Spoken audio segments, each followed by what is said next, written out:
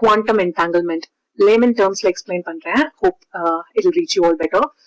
One or more particles, இல்ல ஒரு அணு அதோட துகள்கள், சரியா, தனித்தனியா, அதாவது ஒரு அணுவோட துகள் இங்கேயும் இன்னொரு ஒரு அணுவோட துகள் வேற ஒரு கேலக்சியும் இருந்தாலும் கூட அதோட ஸ்டேட் ஒரே மாதிரி தான் இருக்கும். அது ரெண்டுமே ஒன்னோட ஒண்ணு இணைஞ்சு கோரலேட் ஆகி தான் பிஹேவ் பண்ணும். சோ இங்க நான் உட்காந்து அந்த இங்க இருக்கிற துகள்ல நான் ஏதாவது ஒரு இம்பாக்ட் கிரியேட் பண்ணேன்னா ஆப்வியஸா வேற கேலக்சிலயோ இல்ல வேற ரியாலிட்டியோ அதோட இன்னொரு பார்ட் இருந்தாலும் அதுக்கு அந்த ரியாக்ஷன் வந்து ஒரு ரெஸ்பான்ஸை கிரியேட் பண்ணும் அப்படின்னு ப்ரப்போஸ் பண்ற ஒரு ஃபெனோமெனன் ஆர் தியரி அப்படின்னு வச்சுக்கலாம். எக்ஸாம்பிள் சொல்லணும்னா வந்து மேஜிக் காயின்ஸ் அப்படின்னு சொல்லி 2 மேஜிக் காயின்ஸ் அப்படின்னு சொல்லி ஒரு எக்ஸாம்பிள் கோட் பண்றாங்க.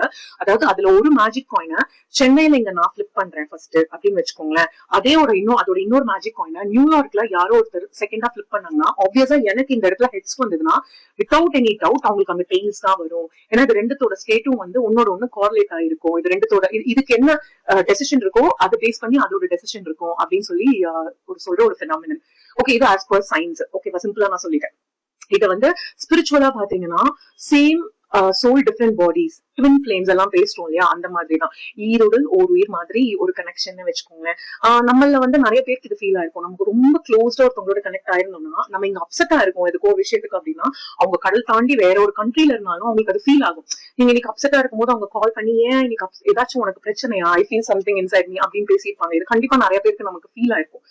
இந்த மாதிரி கனெக்ஷன்ஸ் எல்லாம் more or less quantum entanglement. அதாவது you both are same particle but then split differently in different bodies or regions. So இந்த மாதிரி விஷயத்துக்கு வந்து time or ஸ்பீடோ டிஸ்டன்ஸோ ஒரு தடையா இருக்காது. இதெல்லாம் தாண்டி இது வந்து ஒர்க் அவுட் ஆகும் அப்படின்னு சொல்லி சொல்றாங்க. அதனாலதான் ஐன்ஸ்டைன் வந்து இதை ஸ்பூக்கி ஆக்ஷன் அட் டிஸ்டன்ஸ் அப்படின்னு சொல்லி கோட் பண்ணலாம். அதாவது லைட்டை விட இது ஃபாஸ்டா இருக்கு, லைட் தான் இருக்கிறதுலே ஃபாஸ்டா டிராவல் ஆகிற ஒரு விஷயம், அதை விட ஃபாஸ்டா இதோட ரியாக்ஷன்ஸ் இருக்கிறதால அவருக்கு வந்து ஸ்பூக்கி ஆக்ஷன் அட் டிஸ்டன்ஸ் அப்படின்னு சொல்லி சொல்றாராம். மூவி ரெஃபரன்ஸ் பாத்தீங்கன்னா நீங்க 2ஆம் உலகம் கண்டிப்பா அஃப்கோர்ஸ் இன்டர்ஸ்டெல்லார் கோஹெரன்ஸ் எல்லாம் இருக்குது. பட் நம்ம ஊர்ல எடுத்த படத்தையே பேசலாமே.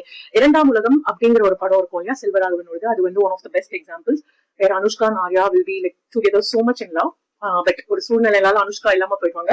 Then Arya will still try to connect with her. அவங்கள வந்து இந்த யூனிவர்ஸ் வந்து மோர் ஆர் லெஸ் ஒரு ரியாலிட்டியும் கனெக்ட் பண்ண பார்க்கும். இல்ல 2 விஷயம் புரிஞ்சுக்கணும். கிராவிட்டியை விட ரொம்ப பவர்ஃபுல்லான ஃபோர்ஸ் லவ்னு சொல்லியிருப்பாங்க. இன்னொன்னு குவாண்டம் என்டாங்கிள்மெண்ட்.